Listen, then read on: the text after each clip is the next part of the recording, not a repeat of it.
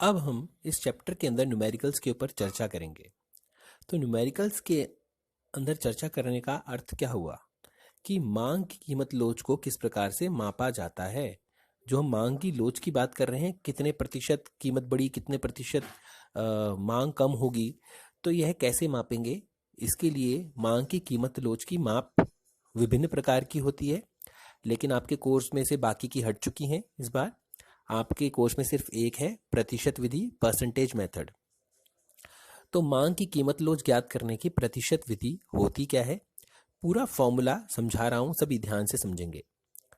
तो मांग की कीमत लोच, जिसे हम ईडी कहते हैं, इलास्टिसिटी ऑफ डिमांड, वह होती है बराबर मांग में प्रतिशत परिवर्तन। जो मांग में प्रतिशत परिवर्तन होगा वह ऊपर आएगा और कीमत में प्रतिशत परिवर्तन नीचे आएगा। तो मांग में जो प्रतिशत परिवर्तन हो रहा है वह ऊपर, मांग में कीमत में जो प्रतिशत परिवर्तन हो रहा है वह नीचे। अब केवल इतने पोर्शन को देखेंगे आप। मांग में प्रतिशत परिवर्तन का फॉर्मूला क्या है। जब हम कोई परसेंटेज निकालते हैं तो यहां पर भी परसेंटेज को चेंज करेंगे। मांग में प्रतिशत परिवर्तन निकालने का फॉर्मूला क्या है, मांग में परिवर्तन, मांग में कितना परिवर्तन हुआ है। 10 से बढ़कर 20 हो गई है, तो कितने का परिवर्तन हुआ, 10 का परिवर्तन हुआ। ठीक है। प्रारंभिक मांग क्या है, मैंने बोला 10 से बढ़कर 20 हो गई, तो प्रारंभिक कितनी हो गई, 10 गुणा में 100। इसी तरह से कीमत में प्रतिशत परिवर्तन, कीमत में प्रतिशत परिवर्तन निकालने का फॉर्मूला क्या है, कीमत में परिवर्तन। कीमत 10 रुपए से बढ़कर 50 रुपए हो गई, तो कीमत में कितने का परिवर्तन हो गया, 40 रुपए का। 10 से 50 हो गई, 40 का परिवर्तन हो गया। और प्रारंभिक कीमत कितनी है, प्रारंभिक कीमत कितनी थी, 10 रुपए, तो बटे में 10 रुपए गुणा में 100। तो यह फॉर्मूला हमने लगा दिया है मांग में प्रतिशत परिवर्तन का और कीमत में प्रतिशत परिवर्तन का।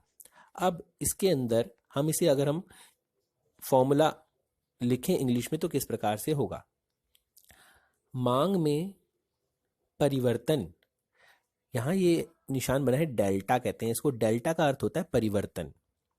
तो परिवर्तन के स्थान पर हमने डेल्टा वर्ड लगा दिया। और मांग या मांगी गई मात्रा एक ही बात है, मांगी गई मात्रा या मांग क्या होता है, क्वांटिटी, तो इसलिए क्यू लगा दिया। तो उसको इंग्लिश में हमने लिख दिया मांग में परिवर्तन को डेल्टा क्यू। प्रारंभिक मांग, प्रारंभिक मांग क्या है, क्यू गुणा में 100, 100 का 100। इसी तरह से कीमत में परिवर्तन, कीमत में परिवर्तन मतलब डेल्टा पी, डेल्टा मतलब परिवर्तन किस में, कीमत में, पी, पी फॉर प्राइस। प्रारंभिक कीमत, प्रारंभिक कीमत मतलब पी गुणा में 100, हमने उसे इंग्लिश में लिख दिया है। अब इसे अगर हम सॉल्व करेंगे तो सॉल्व करना समझना बहुत इजी है। ये 100 से 100 कैंसिल हो गया, एक बटे के ऊपर एक बटे के नीचे। अब याद रखेंगे जो हमारा ऊपर वाला होता है वो एज इट इज उतार लिया जाता है, लेकिन ये बटे के नीचे है, अपॉन, देखो ना, अपॉन अपॉन के नीचे है, तो जब यह ऊपर जाएगा तो ये उल्टा हो जाता है। उल्टा कैसे, पी ऊपर चला जाएगा, डेल्टा पी नीचे आएगा। देखो, पी ऊपर, डेल्टा पी नीचे।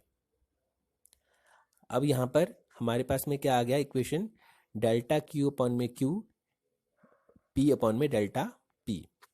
तो यहां पर हमने क्या किया, डेल्टा डेल्टा को एक साथ लिख दिया, पहले डेल्टा क्यू लिख दिया, फिर डेल्टा पी लिख दिया एक साथ। इंटू का निशान है तो लगा सकते हैं, इस तरह से लिख सकते हैं। और पी ऊपर है और क्यू नीचे है, तो पी ऊपर क्यू नीचे। इस तरह से हमने फॉर्मूला जो बना हमारा ईडी, इलास्टिसिटी ऑफ डिमांड का, मांग की कीमत लोच का फॉर्मूला बना डेल्टा क्यू अपॉन में डेल्टा पी गुणा में पी अपॉन में क्यू। तो यह फॉर्मूला सभी को याद होना चाहिए। और इस फॉर्मूले के अंदर सिर्फ एक कमी है, और वह कमी है कि पूरे फॉर्मूले के अंदर बराबर से बाद में माइनस का साइन होगा। यहां पर माइनस का साइन क्यों, आपको बुक के अंदर माइनस का साइन कई स्थानों पर दिखेगा, कई स्थानों पर नहीं दिखेगा, जिससे बच्चे बहुत कंफ्यूज होते हैं, आंसर गलत करते हैं।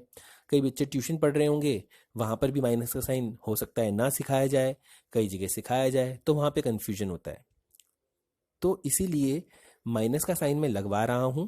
उसका फायदा क्या है, उससे गलती होने के चांसेस कम होते हैं। तो हमारा फॉर्मूला है ED is equal to minus delta Q upon में delta P into P upon में क्यू। यह फॉर्मूला सभी को याद होना चाहिए। फॉर्मूला में हर एक स्टेप, ये पहला स्टेप सबसे इंपॉर्टेंट है, यह भी याद होना चाहिए। दूसरा स्टेप भी याद होना चाहिए, उसको किस तरह से चेंज किया यह भी याद होना चाहिए। और फाइनल जो फॉर्मूला है यह भी। जब हम न्यूमेरिकल करेंगे तो फॉर्मूला ये भी यूज़ होगा, कई स्थानों पर ये वाला भी यूज़ होगा और मोस्टली यह वाला यूज़ होगा। तो इसलिए पूरा फॉर्मूला किस प्रकार से बना आपको अच्छे से आना चाहिए। इससे संबंधित न्यूमेरिकल्स हम कल करेंगे। कल इसलिए क्योंकि आप जब तक फॉर्मूला अच्छे से याद नहीं करेंगे, किस प्रकार से बना है पूरा एक बार समझेंगे, खुद बना करके देखेंगे रफ कॉपी में, और फाइनल फॉर्मूला जो है, हर एक फॉर्मूला जो है हिंदी वाला भी और इंग्लिश वाला भी अच्छे से याद करना है, तभी आपको कल न्यूमेरिकल समझ में आएंगे। न्यूमेरिकल बेटा फिक्स है, 100% आता है हर बार 4 मार्क्स में। यह कंपलसरी क्वेश्चन है, 100% आएगा 4 मार्क्स में। तो इसलिए इसकी अच्छे से तैयारी करेंगे। तो सभी का होमवर्क है, आपको चैप्टर नंबर 3 के जो मैंने क्वेश्चंस बोले हैं, महत्वपूर्ण प्रश्न और वस्तुनिष्ठ प्रश्न, वो साथ में आज का जो थ्योरी पोर्शन है अच्छे से पढ़ना है और यह फॉर्मूला अच्छे से याद करना है, रफ कॉपी में लिख करके देखना है।